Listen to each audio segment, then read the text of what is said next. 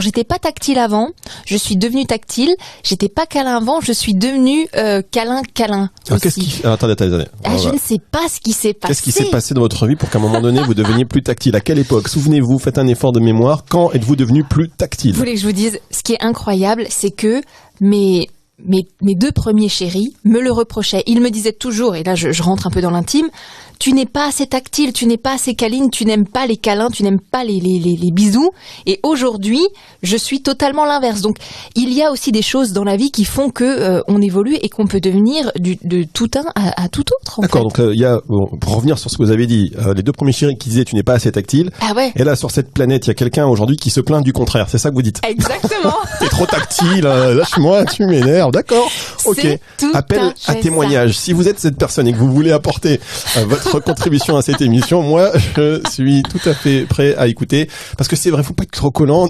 Ben oui, mais c'est vrai. Et alors aussi revenir sur ce mot français, ce mot commun, par exemple, en couple, on va se faire des câlins, ou ils se sont fait des câlins.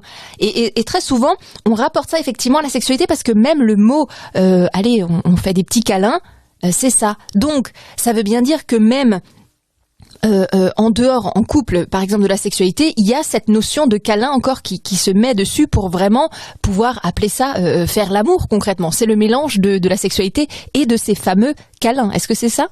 Oui, là où ça me parle, Delphine, c'est qu'en fait, d'ailleurs, c'était une vraie problématique que j'ai pu constater, c'est que bien souvent, les personnes confondent leurs besoins de tendresse avec la sexualité, en fait. Ouais.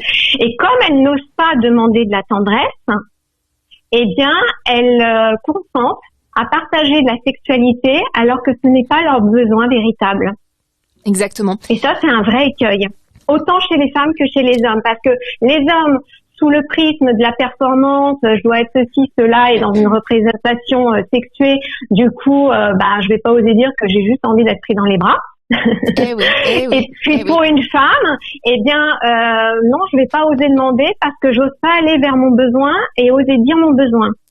C'est ça, et très souvent les personnes qui sont aussi en dépendance affective ou dans un couple amoureux anxieux, en fait, ont juste besoin effectivement de se sentir aimé, de se sentir câliné, et donc quand ils n'ont pas ça pour se rassurer, très souvent ça va être des gens qui seront en demande relativement excessive sur la sexualité, puisque ce sera leur seul moment où il y aura vraiment un contact et une connexion, alors qu'en fait, s'il y avait la connexion en termes de câlin et vraiment de présence active de l'autre personne, on n'aurait pas besoin de se focuser en fait sur la sexualité à proprement parler, où là il y a un vrai échange, ça aussi.